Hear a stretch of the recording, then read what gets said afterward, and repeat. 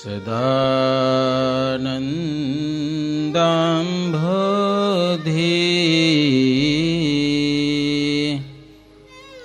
સ્મિતરુચિરપૂર્ણેન્દુવદનઃ પ્રફુલ્લાંભોજન્મા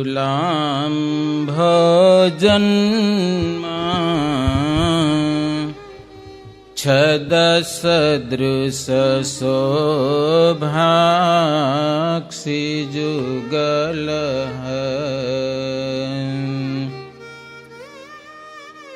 કૃપાપારાવારઃ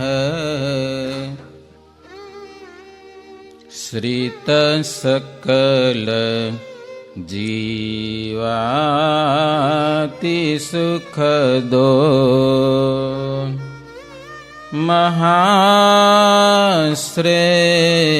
મહાશ્રેયો મૂર્તિ જયતિ સહિ નારાયણ મુનિઃ જયતિ સહિ નારાયણ મુનિઃ.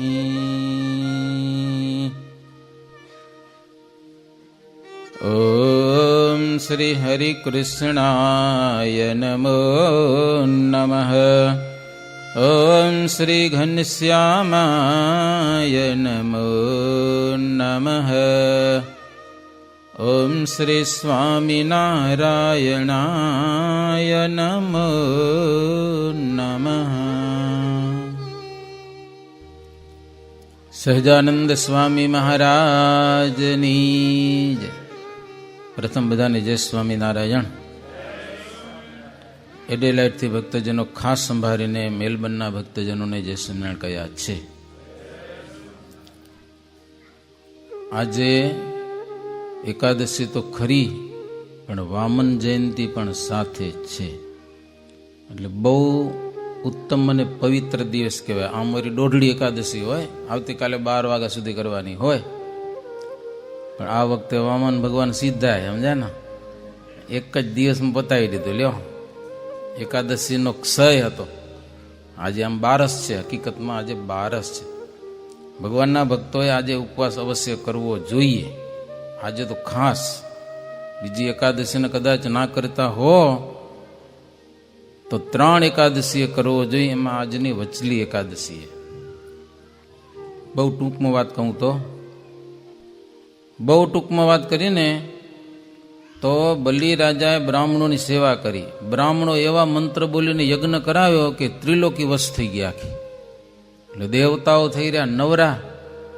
દેવતાઓની માનું નામ શું કહેતા? કેને આવડે? દેવતાની મા કોણ? જો કશ્યપ પ્રજાપતિ, એની 2 પત્ની દિતિ અને અદિતિ. દિતિ દૈત્યોની મા અને અદિતિ દેવતાઓની મા. એટલે અદિતિને દુઃખ થયું. પતિદેવની બહુ વિનંતી કરી કે આપણા પુત્રો બધા દુઃખી થયા છે. પછી ભગવાનની આરાધના કરીને ભગવાન દર્શન દીધા ને કે હું તમારે ત્યાં પ્રગટ થાઈશ. ભાદરવા સુધી 12ને દિવસે 7 વર્ષના ભગવાન પ્રગટ થયા છે. હો, પછી મોટું થવું ને પછી ક્યાં ટાઈમ લાગે ને પાછો. ડાયરેક્ટ 7 વર્ષના ભગવાન પધાર્યા. પછી ભણવા ગયા અને વિધિ બધા થયા અને ભણીને આવ્યા. હવે ભિક્ષા માગવા જ આવી હતી. બાપુજીને પૂછા કરી, આપણો યજમાન કોણ છે? તો કે નર્મદા નદીને કિનારે બલિ રાજા યજ્ઞ કરે છે, ત્યાં જાઓ. ત્યાં આવ્યા. ભિક્ષામદેહી કરીને ઊભા રહ્યા. દ્વારપાલે કીધું, નામદાર, બારણે એક બ્રાહ્મણ બટુક આવ્યા છે. બલિ રાજા કે બ્રાહ્મણોની સેવા કરવાથી તો સુખી થયો છું, આવા દો જલ્દી. અને એ યજ્ઞ મંડપમાં પધાર્યા. ઠીંગડું રૂપ છે, ઉપર છત્રી છે, હાથમાં એક કમંડલું છે, બ્રહ્મચારીનો અદભુત વેશ છે. આજે ભગવાન થયા હતા બપોરે, પણ હવે પાછા મટી ગયા. વામન વેશે પ્રભુ પધાર્યા. બલિરાજા રાજી થયા. ભૂદેવ પધાર્યા. માગો માગો ભૂદેવ, જે માગો તે આપી દઉં. વામન ભગવાન કે હું છું બ્રાહ્મણ, પણ હાવ સંતોષી બ્રાહ્મણ છું. બ્રાહ્મણ જલ્દી સંતોષી હોય નહીં, કોઈક જ હોય, એમ ઓછા હોય. કોઈક બ્રાહ્મણ હોય તો રાજી રહે સભામાં, હશે તો નહીં કદાચ, હોય તો રાજી રહે. શાસ્ત્રમાં એમ કીધું હે, બ્રાહ્મણોને દક્ષિણા આપવાની તમારી શક્તિ પ્રમાણે, પૂછવું નહીં તમે સંતોષ થયા, ન થાય તો શું કરવાનું પાછું, હજી લાવો તો શું દીધા જ કરવાનું. એટલે દક્ષિણા આપી અને રાજી કરી લેવા, એમ યથાશક્તિ. આ તો કે માગો. બ્રાહ્મણ પ્રભુ કે જો હું એવો સંતોષી બ્રાહ્મણ છું કે મને મારા પગના માપેલા 3 ડગલા જમીન જોઈએ કે પૂજા કરવા માટે, આરામથી હું પૂજા કરી શકું, એટલા માટે 3 ડગલા જમીન. રાજા કે એટલું શું કામ માગો, મારી પાસે તો આખી ત્રિલોકી છે કે લ્યો. ભગવાન મનમાં કે 3 ડગલા તો આપ, ખબર પડે તારી. પણ શુક્રાચાર્ય જોઈ ગયા કે આ કોઈ બ્રાહ્મણ નથી, અને બ્રાહ્મણ આટલો સંતોષી હોય નહીં. 3 ડગલા જમીન એટલે 3 ડગલામાં હવારે શું ઘર ન થાય, ઝૂંપડી ન બને, કાંઈ ન બને. ભગવાન કે પણ આજે હવારે પૂજા કરતો તો કોઈ ગ્રસ્તના ઘરની આગળ ઓટા ઉપર, તો મને વચ્ચે ઉઠાડ્યો. મેં કીધું હવે પૂજા કરીને હમણાં હાલ્યો જઈશ કે, તો કે ના ના, આજે કલિયુગમાં વિશ્વાસ ન કરાય કે લ્યો, પછી બતાવી પાડે કે લ્યો આ મારી જગ્યાએ કે શું કરશો તમે, વરાંકી લે પછી. સમજા? એટલે 3 ડગલા જોઈએ. શુક્રાચાર્ય બલિરાજાને કે આનો વિશ્વાસ ન કરજે, કે આ કોઈ કપટી છે, કે બ્રાહ્મણ કોઈ દી સંતોષી હોય નહીં. વિષ્ણુ છે, વિષ્ણુ કપટ કરીને આવ્યો છે, તારું સર્વસ્વ લૂંટી લેશે. બલિરાજા કે વિષ્ણુ જો મારા યજ્ઞમાં આવતા હોય ને તો મારો યજ્ઞ અને મારી જિંદગી સફળ થઈ ગઈ કે લ્યો, એનું આપ્યું રાજ કરવું છું ને એ કદાચ લઈ લેતા હોય ને તો ભલે બધું લઈ લે. ગુરુ મહારાજ સંકલ્પ કરાવો. શુક્રાચાર્યને ઈર્ષા જાગી કે હું નહીં કરું સંકલ્પ. વામન ભગવાન કે નવો ભણીને આવ્યો કે લ્યો, શીખી આવ્યો બધું કર્મકાંડ, કે આવડે છે મને. સંકલ્પ કરાવવા ગયા તો વળી શુક્રાચાર્ય વળી નાળચામાં બેસી ગયા, અને પાણી ના આવે ને વળી દર્ભની સડી ખોઈ તો એની આંખ ફૂટી ગઈ ભાઈ શુક્રાચાર્યનો. શુક્ર એટલે કાણો કહેવાય. તો દૈત્યોના ગુરુ શુક્રાચાર્ય શુક્ર થઈ ગયા. પછી હટી ગયા, સંકલ્પ કરાવ્યો, અને જેવો સંકલ્પ પૂરો થયો ને, ત્રિપાદ ભૂમિ ભૂદેવાય સમર્પણમ કરીશ્યે ઇતિ સંકલ્પ. ત્યાં તો મંડ્યા વધવા, વધતા એક પગલામાં આખી પૃથ્વી માપી લીધી. હો, આ બ્રહ્માંડની આખી પૃથ્વી 50,000 કરોડ યોજન પૃથ્વી કહેવાય છે ક્યાંક. એક પગલામાં આખું આકાશ માપી લીધું. હવે 3જું પગલું લાવો, એ ક્યાંથી કાઢવું? પણ એને પત્ની વિદ્યાવાલી કે બ્રાહ્મણને દીધું છે ને, હારાય નહીં, કે તમારું શરીર છે ને એ પૃથ્વી છે, આપી દો. પોતાનું શરીર આપ્યું. ભગવાને છાતીમાં લાત મારી, બલિરાજાને પાતાળમાં ખોસી દીધો. તું પાતાળ મરે બરોબર કે અહીંયા નહીં. પણ બલિરાજા ભક્તિથી હાર્યા નહીં. ભગવાનની ભક્તિને વશ થયા, અને પછી ત્યાં પ્રભુ રોકાણા છે. સદાયને માટે ભગવાન રોકાઈ ગયા. ભગવાન કીધું ને માગ માગ. બલિરાજા કે તો અહીંયા જ રહ્યો, કે જવાનું કાંઈ નહીં ક્યાં. ભગવાન ત્યાં રહી ગયા પાતાળમાં, દ્વારપાલ બની ગયા. પછી લક્ષ્મીજી વાટ જોયે કે ભગવાન ગયા ક્યાંક. તે નારદજી આવે એને પૂછ્યું. નારદજી કે આજ દિવસ સુધી તારા ધણીને કોઈ માથાનો મળ્યો નતો, પણ હવે મળી ગયો કે લ્યો. પણ ગયા ક્યાં? તો કે પાતાળમાં. પાતાળમાં? તો કે હા, બલિરાજાના નોકર થઈને છે. છોડા જાઓ. પછી લક્ષ્મીજી પાતાળમાં ગયા, બલિરાજાના મહેલમાં રોકાણા, ધર્મના બેન થઈને રહ્યા. એ કેટલા દિવસ ઘરના કામ કર્યા, અને રક્ષાબંધન આવી તેથી બલિરાજાને રાખડી બાંધી. બલિરાજા ખુશ થઈ ગયા. બેનને કાપડામાં શું આપું? બેન કે કાપડામાં જો કાંઈ દેવા માગતો હોય ને તો આ તારો નોકર છે ને છૂટો કર. કે તો નોકર ને તારે હું? નોકર મારો ધણી કહેવાય, હું લક્ષ્મીજી છું. કે લ્યો, ભગવાનને રાખીએ તો ખુદ લક્ષ્મીજી આપણા ઘરે આવીને નિવાસ કરે. પછી લક્ષ્મીજી લઈને આવ્યા, અને તે દિવસે વૈષ્ણવ સંપ્રદાયમાં રક્ષાબંધનને દિવસે મોટો ઉત્સવ થાય છે. ભગવાન પાતાળમાંથી આવ્યા. એવો આજનો પવિત્ર દિવસ છે ભક્તજનો. ભગવાન શ્રીહરિની કથા કરશું. શ્રી હરિલીલામૃત કળશ પારણ હોય જ્યારે જે એ કરીએ, બાકી નવરાશના દિવસોમાં ભગવાનના ચરિત્રનું શ્રવણ કરીએ છીએ. પણ કેટલા દિવસ કેટલા સમય સુધી કથા સાંભળશો એ કયો મને, તો નક્કી કરી દેવા છે. એકાદશી છે, જાગરણ છે, એ બધું કરવાનું છે. કોઈ બોલતા નથી, જવા દો ને. હવે સ્વામિનારાયણ હરે.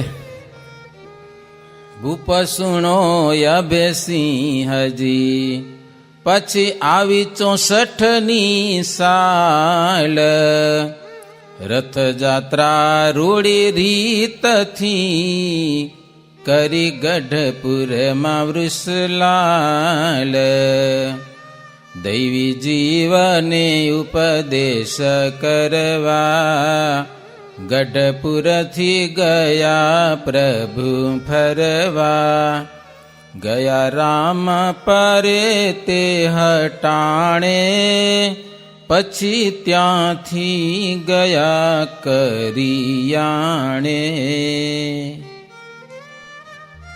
63ની સાલ પૂરી થઈ 1863.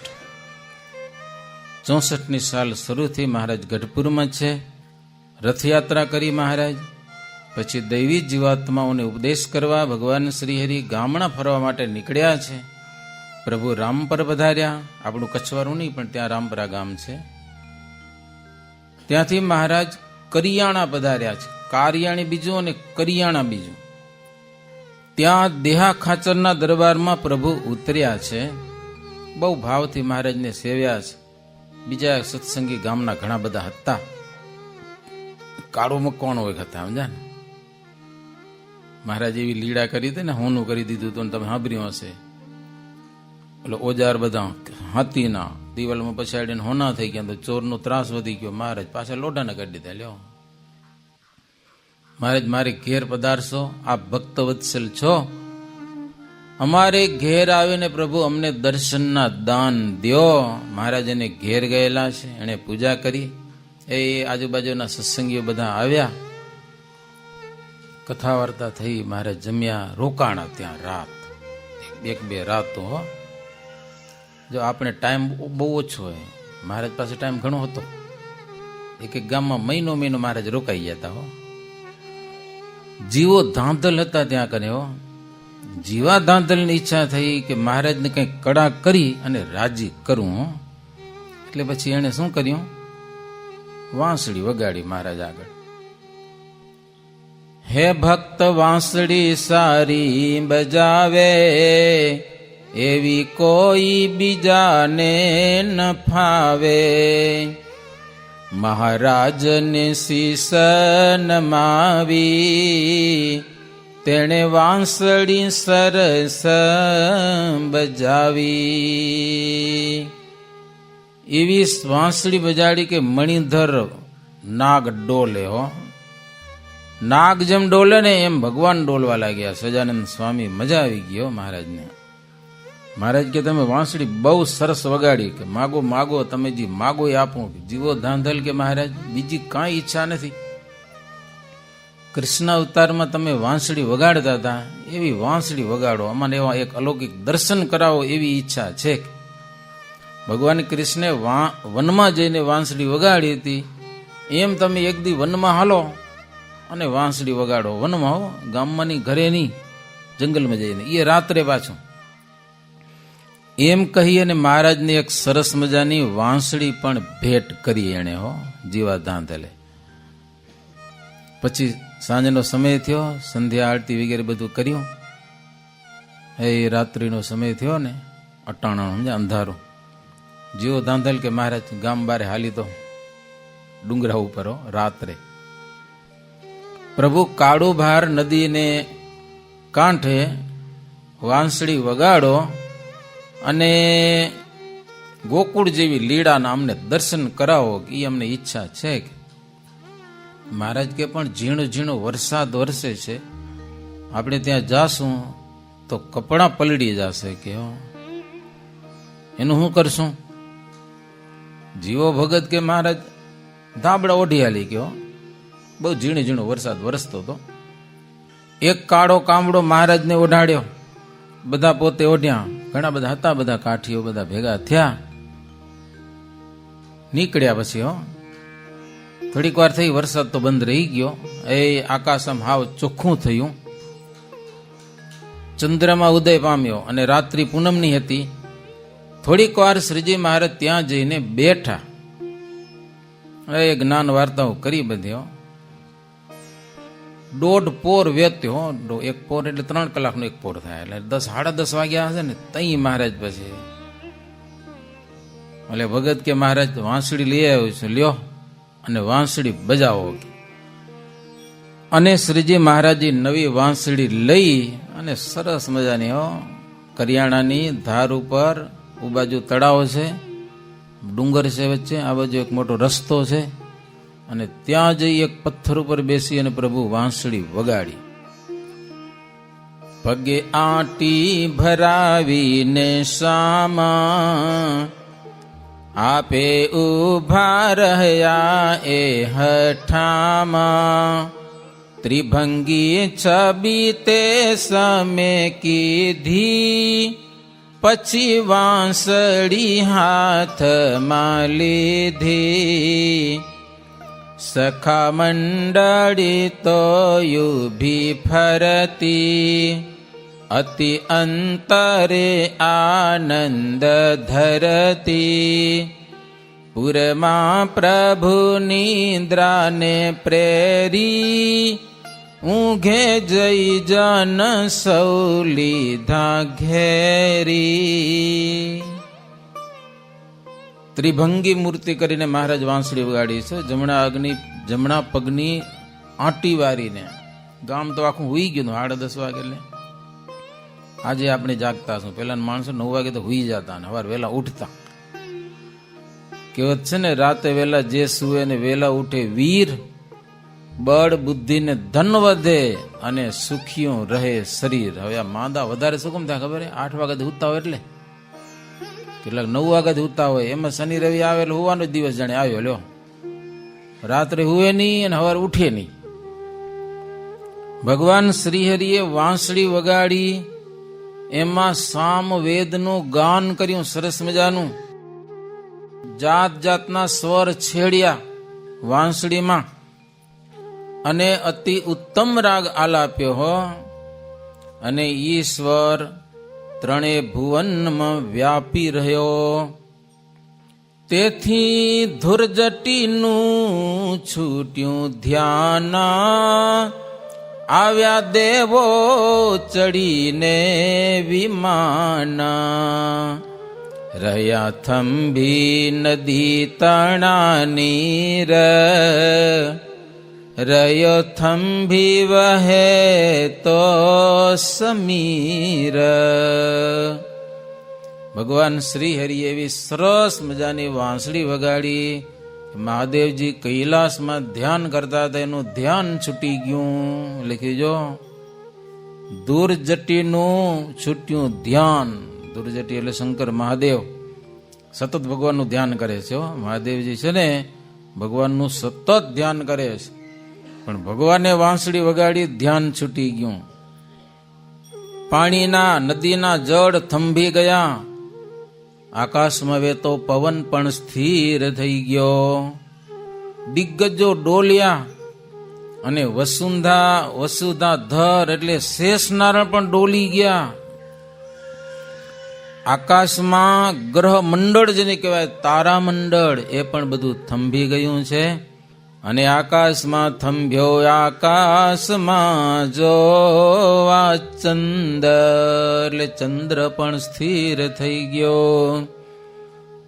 ભરવાડ તણાવાડામાંથી સુણી નાદ ગાયો દોડી ત્યાંથી.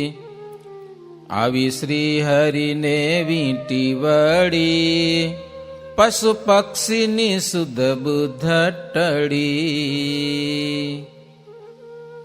ભરવાડના ગાયોના વાડામાંથી ગાયો પણ ભાગી શ્રીહરિ પાસે. પશુ પક્ષીઓની સુધ બુધ ટળી ગઈ. આવી મહારાજે વેણ વગાડી કરિયાણા ની પાદરમાં ઘણી વાર વગાડી, થોડીક વાર નહીં. એવા વાંસળીના સૂર છેડ્યા છે, ત્રિલોકીમાં વ્યાપી ગયું. બધા આશ્ચર્ય પામી ગયા. બાજુમાં હતા ભક્તોને સમાધિ થઈ ગઈ અને સમાધિમાં યમુના નદી દેખાણી. ભગવાન શ્રી કૃષ્ણ ગાયું ચારતા હોય, મિત્ર મંડળે ગોવાળિયા બધા હોય ને ભગવાન કૃષ્ણ વાંસળી વગાડતા હોય, વચ્ચે ઊભા રહી ગોપી જન્મમાં ગોપીઓની સાથે વાંસળી વગાડતા હોય. આવા અલૌકિક દર્શન થયેલા છે.